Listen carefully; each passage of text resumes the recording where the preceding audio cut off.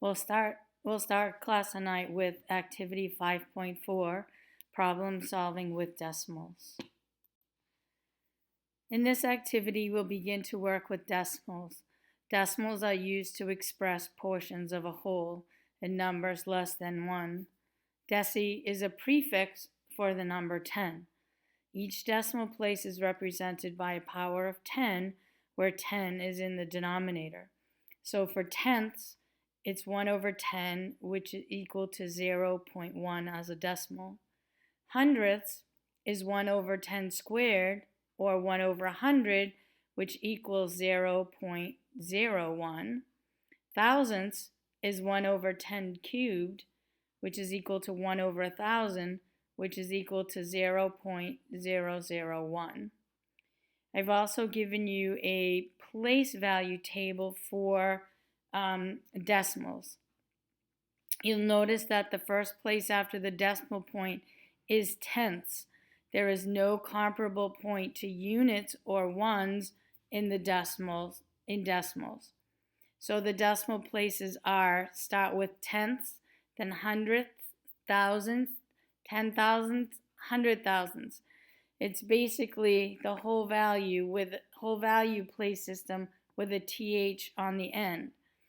The farther away you get from the decimal point, the smaller the number is. So reading and writing decimals. To read a decimal, you say the number and then add the place value. The place value to use is the place value of the last number. So example, 0.15 would be read as 15 hundredths. To write a decimal, you put a decimal point and then the number. So in this example, to write 37 thousandths, thousandths means 3 places after the decimal. Remember that the last digit goes in the place value, so it would be 0.037.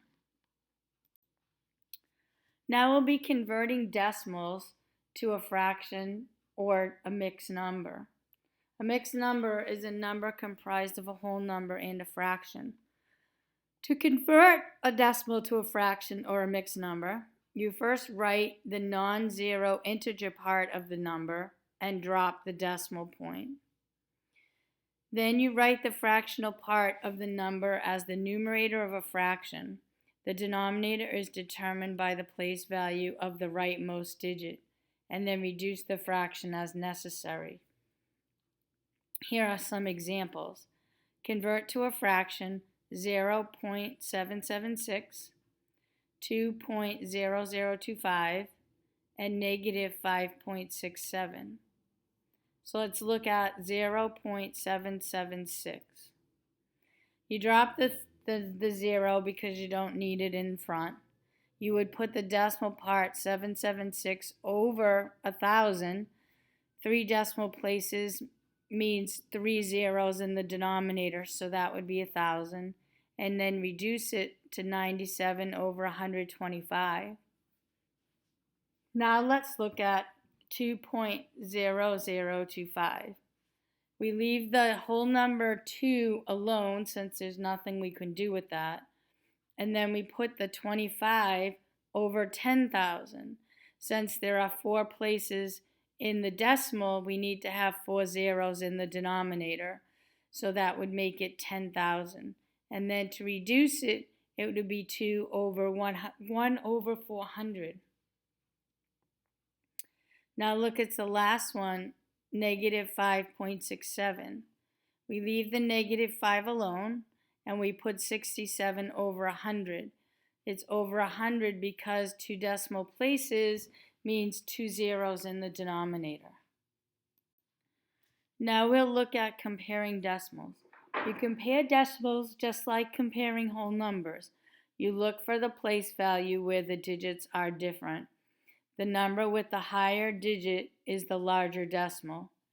Compare 2.345634 and 2.345734.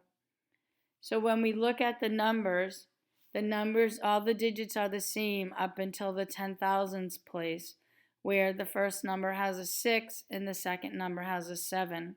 Since 7 is larger, 2.345734 is the larger number. Now we'll look at rounding decimals. You round decimals just like you round whole numbers. Look at the number directly to the right of the place value you are rounding to. If the number to the right is 4 or less, leave the number in the place value alone and drop all the numbers to the right of it. If the number to the right is 5 or more, add 1 to the number in the place value and drop all numbers to the right of it. Let's look at a couple of examples. In example 1, I want to round 0.8346 to the hundredth place. So in order to round to the hundredth place, I have to look at the number in the thousandths place, which is 4. Since 4 is less than 4, then leave the number 3 alone and drop all numbers to the right of it, so it would round to 0.83. In example 2, I want to round 3.78635 to the nearest tenth place. The solution, in order to round to the tenth place, I need to look at the number in the hundredth place, which is 8. Since 8 is greater than 5, I add 1 to the 7 and drop all the numbers to the right of it, so it would round to 3.8. Now let's look at converting fractions to decimals. To convert a fraction to a decimal, divide the numerator by the denominator. When converting fractions to decimals, there are 3 possible outcomes. One is a terminating decimal, when the remainder equals 0. Another outcome is a repeating decimal, where a number or numbers in the quotient repeat.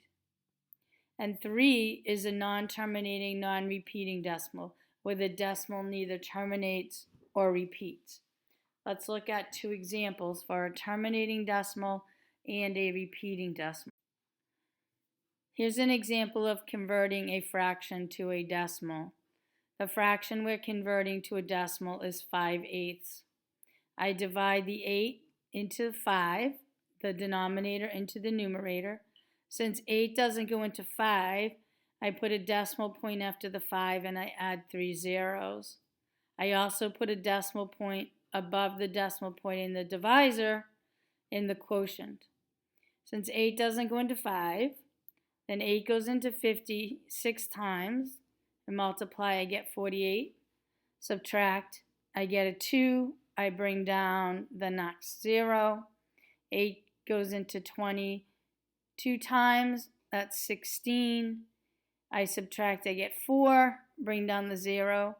And 8 goes into 45 times, and the remainder is 0. Since the remainder is 0, this is a terminating decimal. Here's an example of converting a fraction to a repeating decimal. In a repeating decimal, the numbers of the quotient keep repeating. The repeating part can be 1 number, 2 numbers, 3 numbers, or 4 numbers, etc. The repeating part is indicated with a bar over it. So you would write, so let's look at the example. We want to find the decimal equivalent of 2/3. So I divide 3 into 2. Since 3 doesn't go into 2, I put a decimal point after the 2 and add 3 zeros. I put a decimal point in the quotient as well. 3 doesn't go into 2, but 3 goes into 28 6 times. 3 times 6 is 18. I subtract 18 from 20, I get 2. I bring down the 0, and 3 goes into 26 times. And you can see the pattern that you would always be dividing into 20, and it would always be 6. So the answer to 2/3 is equal to 0.66666, and the 6 would be repeating. When a number is repeating, you can write it with a bar over the top. So 2/3 would equal 0.6 with a bar over the top.